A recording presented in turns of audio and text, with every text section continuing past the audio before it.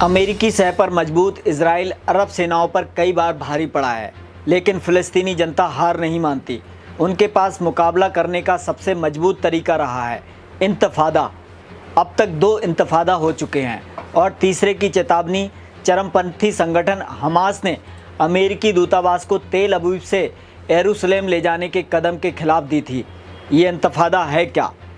2 बार कब और क्यों हुए, आइए समझते हैं। इंतफादा का मतलब आमतौर पर बगावत माना जाता है। अरबी भाषा में इस शब्द का मतलब उथल फुथल या किसी से छुटकारा पाना होता है। दशकों से इजराइल और फ़लस्तीन के बीच लड़ाई में इंतफादा शब्द का इस्तेमाल होता रहा है। इस तरह इजरायली सेना के खिलाफ एक संगठित विद्रोह को व्यापक समर्थन मिलता है। पहला इंतफादा 1987 से 1993 तक चला। इसके बाद 2000 में शुरू हुआ इंतफादा खासा खतरनाक था, जो 4 साल तक चला, जिससे निपटने में इजराइल के पसीने छूट गए। पहला इंतफादा 8 दिसंबर 1989 को शुरू हुआ। इसकी वजह 4 फ़िलिस्तीनी मज़दूरों की मौत बनी, जिन्हें ले जा रही एक कार में इजरायली सेना के ट्रक ने टक्कर मारी। फ़िलिस्तीनी मज़दूर की मौत के बाद इजरायली सैनिकों के खिलाफ हिंसक दंगे शुरू हो गए। इजरायली सैनिकों ने हिंसक विरोध दबाने के लिए गोलियां चलाईं, लेकिन इससे हिंसा और भड़क गई। पहले इस मुहिम को आम लोगों ने शुरू किया, लेकिन जल्द ही फ़िलिस्तीनी लिबरेशन ऑर्गेनाइजेशन के नेता यासिर अराफात इससे जुड़ी गतिविधियों को निर्देशित करने लगे।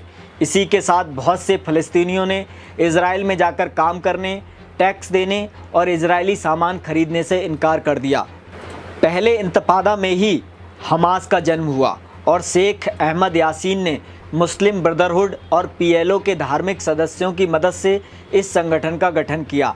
इजराइल ने अधिकृत क्षेत्र में इंतफादा रोकने को कर्फ्यू और बड़े पैमानों पर गिरफ्तारी, पिटाई और उत्पीड़न के तौर तरीके इस्तेमाल किए और ये और गंभीर रूप लेता गया। बरसों तक चली हिंसा के बाद 1993 में इजराइल सरकार और पीएलओ के बीच ओस्लो शांति समझौते के साथ पहला इंतफादा खत्म हुआ। इसी समझौते के तहत फ़िलिस्तीनी प्राधिकरण का गठन हुआ और अधिकृत क्षेत्रों में उसे शासन करने का अधिकार मिला, लेकिन हमास ने इसे खारिज कर दिया। पहले इंतफादा में लोगों को मरने का साफ आंकड़ा नहीं है, लेकिन ये हथेली पर जान लेकर दुश्मन से भिड़ने जैसी स्थिति होती है। इजराइल के एक एनजीओ बित्सलेम का दावा है कि 1993 के अंत तक 1203 फ़िलिस्तीनी और 179 इजरायली मारे गए। इंतफादा से निपटने में इजराइल की बर्बर कार्रवाई से अंतर्राष्ट्रीय स्तर पर उसकी छवि खासी दागदार हो गई। फिर हुआ दूसरा इंतफादा। 28 सितंबर 2000 को इजरायली राजनेता आरियल शैरोन ने इजराइल के नियंत्रण वाले पूर्वी यरूशलेम का दौरा किया तो दूसरा इंतफादा भड़का।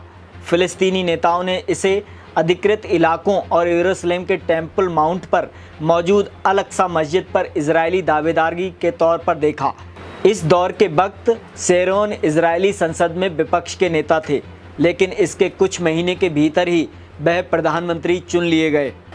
हमास ने 6 अक्टूबर 2000 को आक्रोश दिवस मनाया और लोगों से इजरायली सेना के ठिकानों पर हमला करने को कहा, तो इजराइल फ़लस्तीन विवाद और तीखा हो गया। पहले इंतफादा में फ़लस्तीनी इजरायली सेना पर पत्थर और बोतल बम ही फेंकते थे, लेकिन दूसरे इंतफादा में हमास और अन्य जिहादी समूह इजरायली सेना के साथ बंदूकों और गोलियों के साथ मैदान में उतर गए। दोनों ओर से जमकर खून खराबा हुआ। हमास ने आत्मघाती हमलावरों के जरिए आम इजरायली लोगों को मारा, बसों, रेस्तराओं और होटलों को निशाना बनाया। बदले में इजराइल ने गाजा पर हवाई हमले किए और अधिकृत इलाके में बड़े पैमाने पर सैन्य कार्रवाई की। इंतफादा की वजह से ही इजराइल ने आतंक विरोधी अवरोध नाम से एक बड़ी दीवार बनाई। इजरायली अखबार हारेत्स का अनुमान है कि 5 साल तक चली लड़ाई में 1330 इजरायली और 3330 फ़लस्तीनी मारे गए। दूसरे इंतफादा के खत्म होने की कोई औपचारिक तारीख नहीं है, लेकिन माना जाता है कि नवंबर 2004 में यासिर अराफात की मौत दूसरे इंतफादा समाप्त होने का निर्णायक पल था। हालांकि उनकी मौत के बाद महीनों तक इजरायली सेना पर घातक हमले होते रहे। फ़िलिस्तीनियों के खिलाफ इंतफादा में जान देना बहुत बड़ी बात नहीं थी, क्योंकि इजराइल ने उनकी ज़िंदगी पहले ही नर्क से बदतर बना दी थी। लेकिन इंतफादा का खौफ इजरायली जनता में खासा पसर गया। खास तौर पर फ़लस्तीन पर सख्ती के समर्थक, खाते पीते उस वर्ग में जो जीवनवाद का कट्टर समर्थक था। फ़लस्तीन इजराइल के बीच ताज़ा जंग किस हद तक जाएगी अभी कहना मुश्किल है, लेकिन इंतफादा का खौफ इजरायली नागरिकों में ज़रूर होगा। जब हमास ने 5000 रॉकेट दागकर इसका संकेत दिया। इस वीडियो की स्क्रिप्ट को लिखा था आशीष आनंद ने और वीडियो को एडिट किया है हमारे एडिटर हमजा नदीम ने, और मैं हूं संतोष शाक्य। आप देखते रहिए इंडस न्यूज़ 24/7। आपको ये वीडियो कैसी लगी हमें कमेंट करके बताइए और शेयर कीजिए। आप हमें Facebook, daily motion, Instagram, Twitter पर भी फॉलो कर सकते हैं। मिलते हैं ऐसी अगली वीडियो में, तब तक के लिए नमस्कार।